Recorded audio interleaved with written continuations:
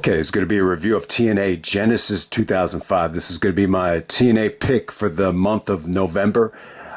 Before we get into it, TNA is actually bringing back Genesis as actually one of the big four pay-per-views for January. So Genesis is going to be replacing Hard to Kill.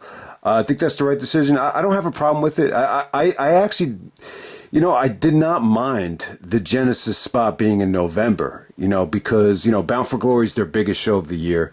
And, Genesis is kind of the start or the genesis of the build towards Bound for Glory. So I didn't mind the November spot for Genesis, but, I think Jarrett, wanted to change it and just have it eventually be the January pay-per-view, which I believe started in 2009. But, either way, I'm cool with it. I like the fact that TNA is bringing back some of the classic names. Turning Point for November. They're actually doing Turning Point in November on November 29th. Main event's actually going to be Nick Nemeth and Eddie Edwards, and then you're going to get a Masha Slamovich and Jordan Grace rematch. So, yeah, it looks like a pretty cool card. I don't think it's going to be must-see, but, I think this Genesis pay-per-view in January, I think there should be a little bit more of a sense of urgency for them to deliver in that spot.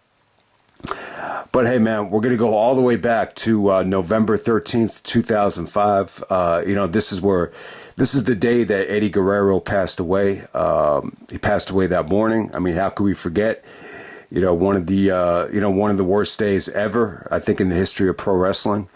It just didn't affect Eddie's family, but I think it affected everybody. This, to me, this is still the hardest death maybe ever in the history of wrestling, maybe even of entertainment. I put it right up there with, Tupac's murder as well. It was that devastating.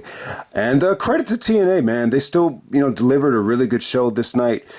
I thought it was a memorable show. It came really close to making my list for the top 25, TNA pay-per-views. It was right there. It was I really almost had it there. There's a couple of things holding this show back, and it's definitely the weak link, I think, of the second half of 2005. I mean, this pay-per-view run was incredible, but I think if you were to pick the weak link in the second half of 2005, it'd probably be this Genesis show. But obviously, this is where Christian makes his debut. Great moment. I thought Christian's promo was awesome. And let me get right into it now. It actually happens on the third segment of the night. So after the first two matches, Christian comes out as the biggest acquisition, the big acquisition in TNA, and it's a really good promo. He basically says that he wants to see wrestling reinvented, and he basically compares TNA to where WWE was, in the late 90s, competing against WCW, and kind of compare, WWE in 2005 to, WCW in 97, 98, 99 being stale, being outdated. And it basically takes a little bit of shots at WWE for kind of being in a slump. And, he actually took a shot at Triple H here. He said, I'm sick of seeing the same guy come out week after week and saying the same thing. I guess that was a shot at Triple H. I don't know if you can, put another guy in that spot. Also took a shot at the Dr. Heine incident with JR. That was embarrassing. I was actually watching that in, not exactly a dorm room, but, in the, they have a lobby area in the dorms, and I had Raw on, and then a couple of kids came in and was like, man, what the fuck are you watching? And it was really one of the most embarrassing moments I've ever had as a wrestling fan. That whole Dr. Heine skit. When you look back on it, that probably could have been the last thing that you would have wanted to see on TV if you had people, coming in to watch with you. So a little bit of an embarrassing moment. And, Mike Tenay even says amen when Christian shits on the segment there. So, yeah, man, I thought Christian's promo was good. He didn't say, I signed with TNA so I could, stay at home and play video games and make the quick drive and not have to go to the airports. That would have been really, really funny. I'm sure that had a lot to do with it as well. But hey, man, I think anytime you're making a decision to quit something, very similar to Punk, there's a lot of different reasons why. And obviously, I think it's true. I don't think Vince really saw, Christian as being a primetime player the same way he saw, Edge and maybe even Jericho to a degree. I think he always kind of saw him as, the smaller guy that kind of knew his role. And I think obviously you could make the argument that Christian is just as good of an all-around performer as Jericho, or Edge. So, it was a nice way to kind of prove that he could, be a player. And, when the time is right, he could increase his value, when he does go back. And, Scott D'Amore comes out. They talk about their history, in Canada as well. Then Bobby Roode kind of gets in Christian's face. They basically give Christian an offer to join Team Canada.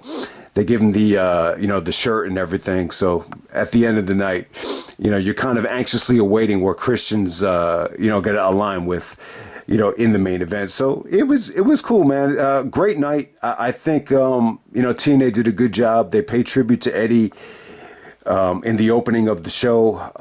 Conan, there's a lot of different guys that had history with Eddie that paid tribute to him. And obviously when the show goes off the air, Christian and the Dudleys and Rhino, they did a huge tribute, once the pay-per-view went off the air. But, still a really, really good show, though. I don't know if WWE could have put on a pay-per-view that night and got away with it the way that TNA did here.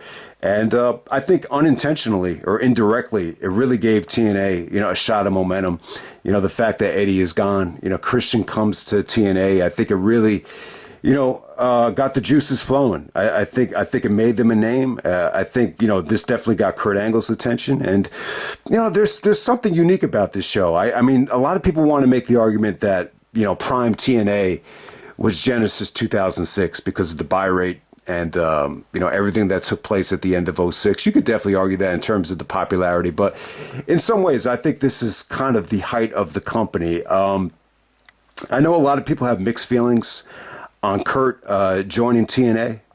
But yeah, this Christian acquisition really, I think, turned the tide in terms of, paying attention more to the TNA in the news, on Pro Wrestling Scoops, in the wrestling forums. It definitely brought them a lot of, extra attention. It definitely got my attention. And I think it definitely got people, to start watching Impact, staying up late at night to watch Impact on Saturday nights, which, sounded kind of impossible at the time, but it started happening. And I think it was with this show. So, but hey, man, we're going to get right into it. So yeah, definitely, man. I think there's a lot of non-wrestling things that really, that give the show some juices, some life. I definitely think the Christian's promo, just the way the aftermath was executed here, I give that a thumbs up. I thought it was really well done. Just the booking of the Elimination X match with Samoa Joe turning on Daniels and Daniels being laid out on a stretcher. You bring AJ into the equation, you start building that story. I thought that was an awesome, aftermath. There's a couple of awesome aftermaths here that really, give the show some extra points. There's no doubt about it. Argument against the show is some of the stuff kind of under-delivered. I think, you see Jeff Hardy on the poster here. And, it really kind of feels like the exodus of Jeff Hardy. I don't think you saw Jeff again on a TNA pay-per-view for a while. I think this might have been his last, match. And it was kind of like the bad version of Jeff Hardy. I would definitely say that.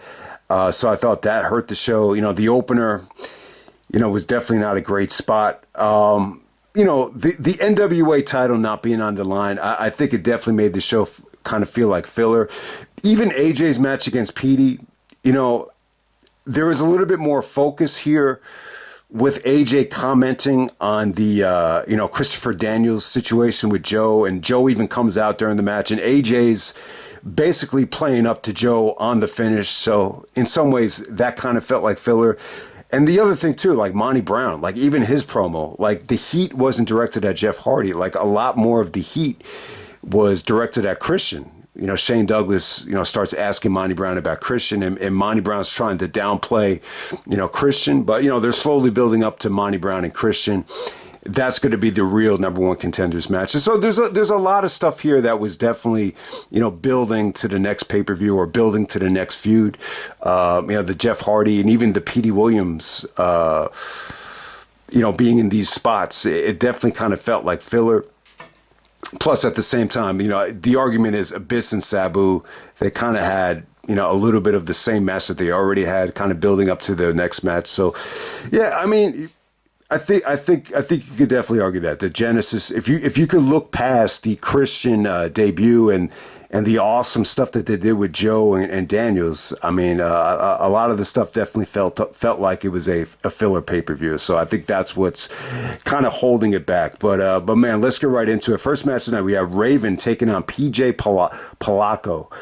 So if you haven't seen this match, PJ is actually just incredible. I have no idea why they couldn't use Just Incredible here. I mean, they were able to use it in ECW, so I'm not sure who had the rights to the name. This PJ Polaco name just didn't hit with me. Yeah, Credible didn't look great out there. Raven is out there. He's kind of barking at Zbyszko. He's basically blaming Larry Zbyszko for the reason as to why, he lost the title to Jarrett in Canada. So, I actually enjoyed Raven's run in 2005. And, he's not, too far removed from holding the belt. He was holding the belt a couple weeks earlier, but I don't know. This just didn't hit for me. They didn't click here. I think you could slowly see Raven starting to regress a little bit. This definitely felt like more 2006 Raven than, Slammiversary 2005 Raven, where he won the belt. And, yeah, the finish just looked a little bit botched. I just don't think they clicked. I mean, these two guys, they met in the main event of November to Remember, but it just didn't. I just don't think this hit for ECW fans the way they were expecting it to. But next match, we had the 3 Live Crew of BG James, Conan, and Ron the Truth Killings taking on Team Canada of A1, Bobby Roode, and Eric Young. This is a hockey stick fight with Kip James, Billy Gunn as a special guest referee. I actually enjoyed this. I did not think it was bad. I thought it got time. The hockey stick thing, I mean, at first, it kind of felt like it was going to be like a Russo type of, it felt like a Russo type of thing. But the hockey stick thing was pretty cool. I actually didn't mind it. It actually played well into the finish. Team Canada, obviously those guys are into hockey because they're from Canada. So it definitely kind of made sense. Kip James kind of looked like more of a male stripper than a referee. And, obviously Conan didn't trust him, but ultimately, Kip does a good job here, and 3 Live Crew does go over. But, I thought the match was pretty good. There were certain guys that looked really good here. Roode especially. I thought Roode busted his ass. I thought Killings looked phenomenal. I think he still had a lot of juice left.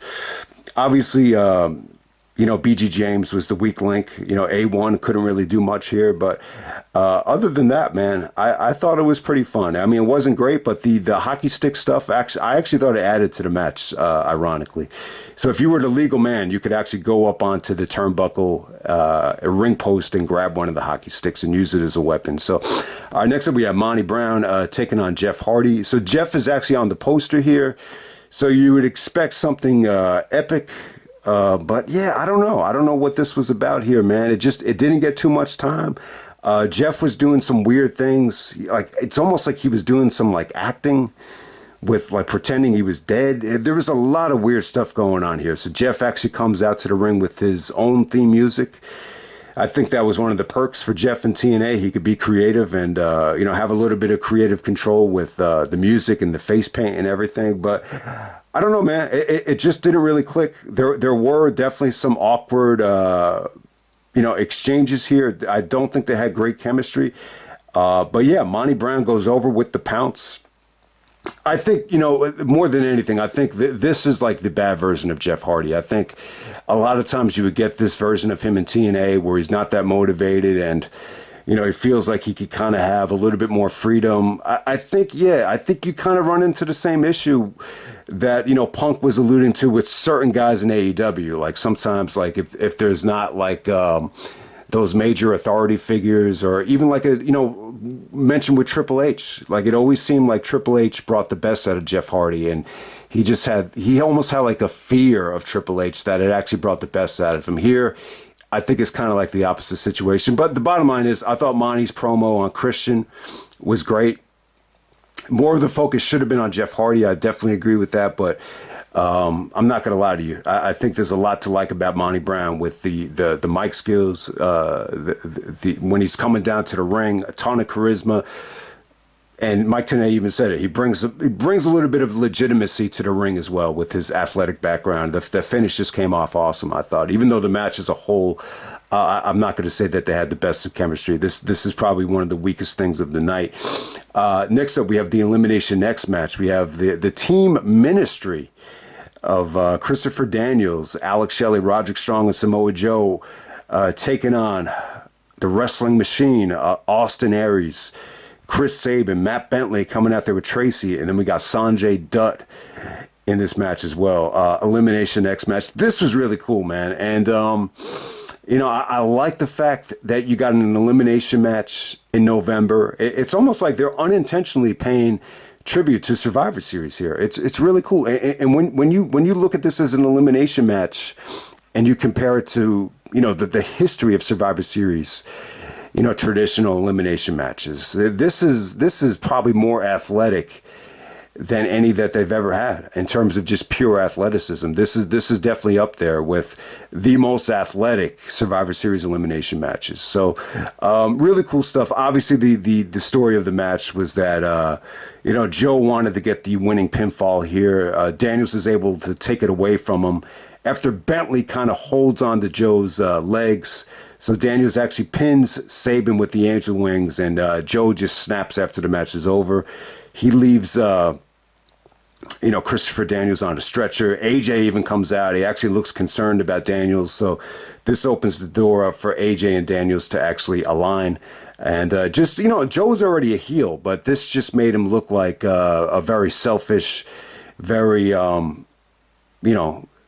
someone that you just can't fuck with, that type of guy. I definitely think it was great for Joe. I think Joe looked incredible here. This is prime Samoa Joe. The teams here are kind of funny, man. If you were to ask me, are these teams fair? Like if this was like a basketball pickup game or a wrestling pickup game, I would say that they're not really that fair. I mean, you're going to have the two best, at the time, I would say Daniels and Joe are probably the two best wrestlers. And then you could definitely argue that Shelley and Strong are, 3 and 4, or at least 4 and 5. So I don't think the teams are exactly fair. But you have a great amount of talent here. You actually have Aries and Strong going out of here. They're actually tag team champions at the time of Ring of Honor, but they just look so comfortable with each other. I thought Aries looked great. He looked explosive. He's able to hit the 450 to put Strong away. Shelley was underrated here, man. You just get to see him do just a ton of grappling and mat work here. It looked like a master out there. I mean, just a good performance from Shelley. Sonjay and Joe, I thought they had amazing chemistry. I thought they had some really, really good sequences out there. Matt Bentley, kind of the most underrated guy out of this mix, is able to last pretty much the whole match. And underrated performance from Bentley, man. He looked really good out there, man. But Sabin is just made. For TNA. I think if you were to ask me, like, compare Nigel and Sabin, like Nigel's style was definitely made for Ring of Honor. Same thing with Roderick to a degree, but Sabin was just made for TNA. I don't know if Sabin would have thrived in a singles role in Ring of Honor, because his style is just so made for TNA with his explosiveness, the way he's able to use the ropes. Sabin was just a master out there. I thought he looked awesome. Him and Joe, once again, rocked the house. I mean, incredible amount of talent. I love this match. I love the aftermath. It made Joe look like a beast. I've talked about the match before, but it's pretty damn cool, man. An elimination match in November for a TNA pay-per-view. It's almost like a Survivor Series tribute. Before we move on, man, I actually forgot, man. I gotta shout out Nigel McGuinness. Actually loses to Shark Boy in 5 minutes on the pre-show.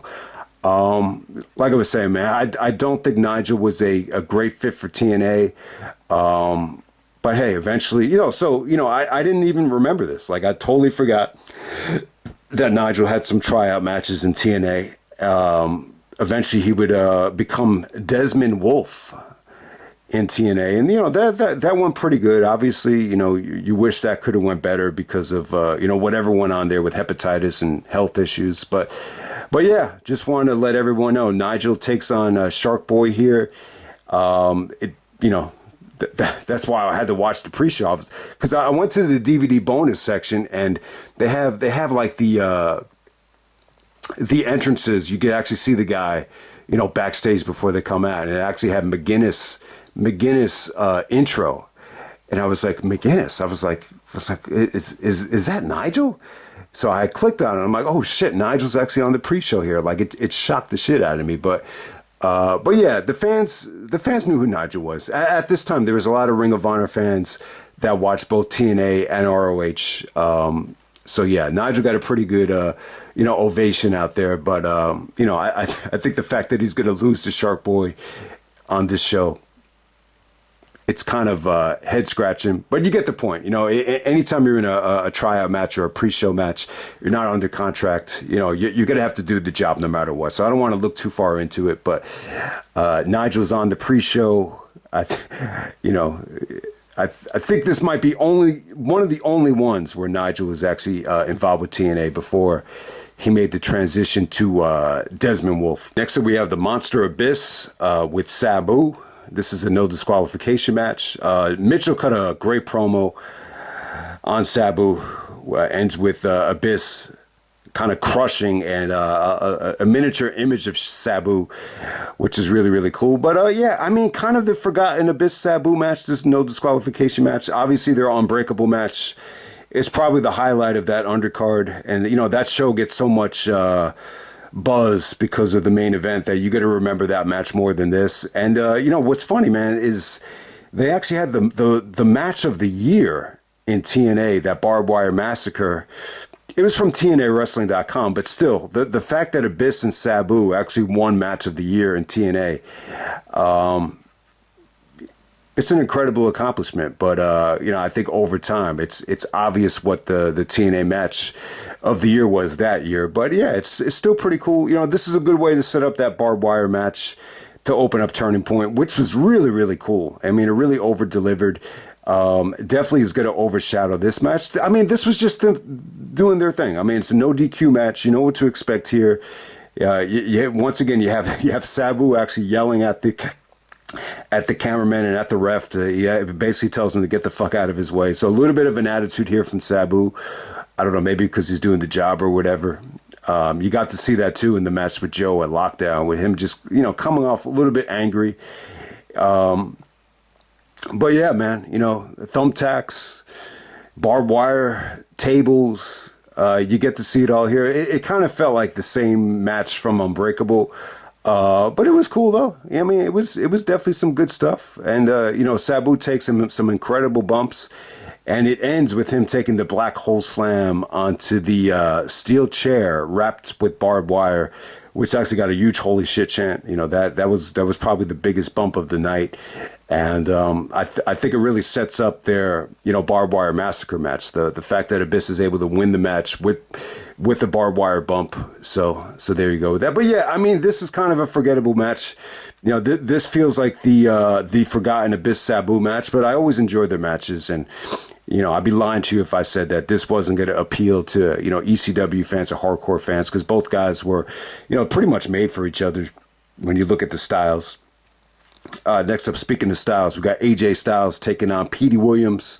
This is for the TNA X Division Championship. So yeah, you know what? Maybe the most forgettable X Division match on pay-per-view of 2005, at least for the X Division title. I think this had a lot of things going against it. I think they had to follow too much. I mean, look at what they're following. They're following the Elimination X match.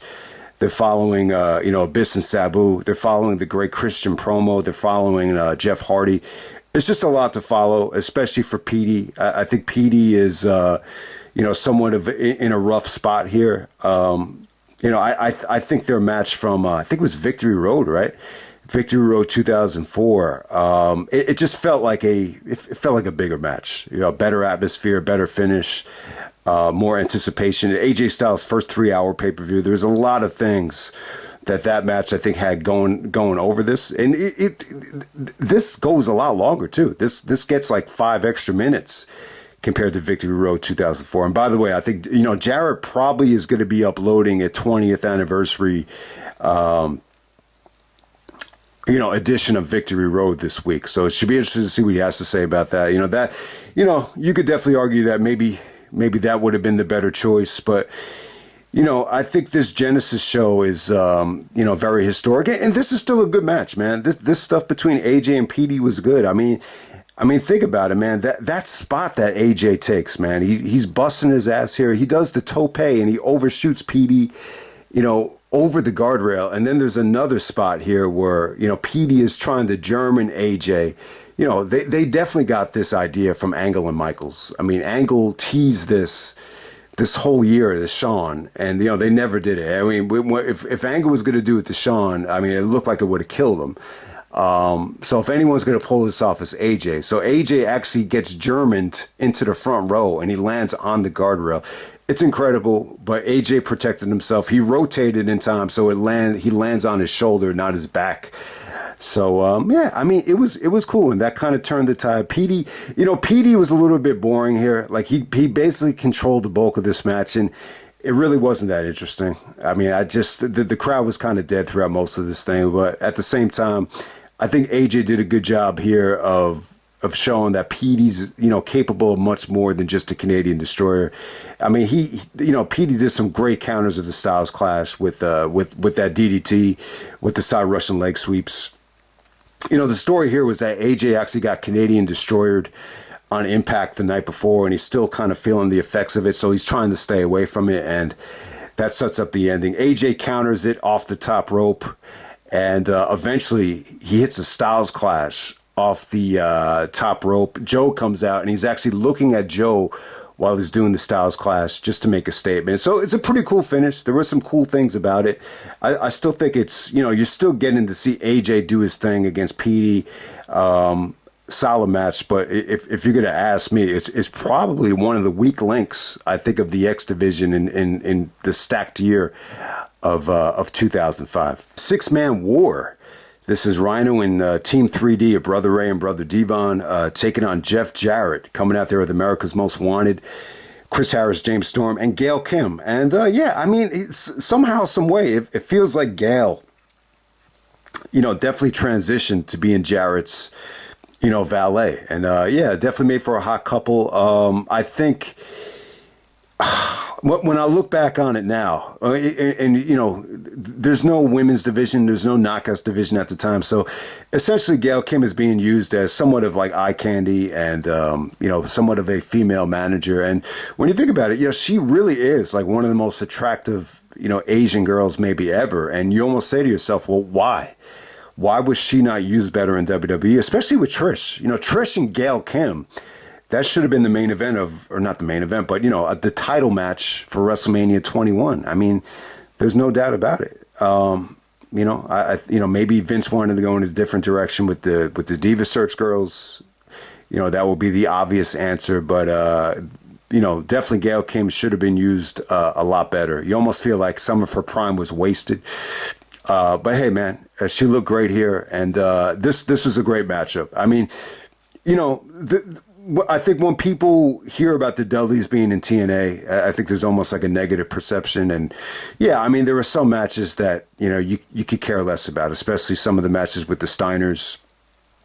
But this was good. This was almost like a honeymoon period for them. They debuted at Bound for Glory. This is their first TNA pay-per-view. They get the main event, so they were definitely motivated. I would definitely say more motivated for this than they were the last time they main evented a pay-per-view, which was Great American Bash 2004, which was a nightmare on a multitude of levels. But this was a great experience. I think Rhino, Team 3D, you have an ECW connection there. It definitely felt like family. And Jeff at the time was really trying to protect himself, aligning with AMW, aligning with Team Canada, Gail Kim. He had so much backup, and at the same time he was trying to manipulate Christian as well. So I think the aftermath here was great. But even before you get to that, this features like a lot of brawling in the crowd, which it took a while to get going. But once this thing got going, man, I thought it was awesome. I thought you just had great intensity, great table bumps, great, drama with the referee getting pulled out. Actually, some really good camera angles. I think TNA, at times, they do a horrible job with the predictable camera angles with the referees, but for whatever reason, they came off great here. They teased that awesome Rhino, SmackDown, Titantron bumped through the table, and AMW was able to intercept it with the super kick. I thought that came off great. I think Jarrett looked in great shape here. Him and Rhino definitely had great chemistry. Team 3D, did their thing out there. I think Devon looked great. He looked in great shape. There was definitely some great wrestling moves, even from Devon. So, yeah, a lot of chaos, a lot of brawling. If you like blood, you like weapons, you love ECW, you love these 6-man wars. I got to say, this is a really, really good main event. Arguably, almost arguably the match of the night. It was that good. And, the aftermath kind of, I think there was anticipation in the air for, is Christian going to align with Team Canada because he's Canadian, and how, Christian, is from Toronto, and has the connection with Edge and everything. So he trained with Scott D'Amore. So figured it might be a possibility. You never really seen Christian as a babyface before, and I think some people might have been swerved by it. So Christian actually comes out and hugs Scott D'Amore with the Team Canada T-shirt. As they hug, Christian transitions into the Unprettier, or the kill switch, whatever you want to call it. So Jarrett's like celebrating at first, and then he looks like really deflated and disappointed. And then Team 3D, the Dudleys align with Christian after all the TLC matches, and Rhino as well. So yeah, so much history there, and they all celebrate. It's a great way to end the pay-per-view, and Jarrett looks paranoid, as Christian would be the one to take the title off of him eventually. So really good main event. I think, even though this show the pay-per-view as a whole, it could have been better. It's definitely not the best, TNA pay-per-view of this hot run that they're on, but it's definitely a momentum building show. You could definitely feel TNA gain momentum with this show, because the WWE loses Eddie, they gain Christian. You got so much great stuff here with 3D, everybody in that Elimination X match, just the talent with Joe and Daniels, and the story of that, the AJ Joe Daniels combination, the X division, the story is about to really, get good at this time. So there's a lot to like about this show. I definitely give it a thumbs up. Is it a top 25 TNA pay-per-view? I would definitely say no, but it's definitely essential, I think, for a lot of like non-wrestling reasons. So I'll just end it right there, man. That's Genesis 2005, and I'm out. All right.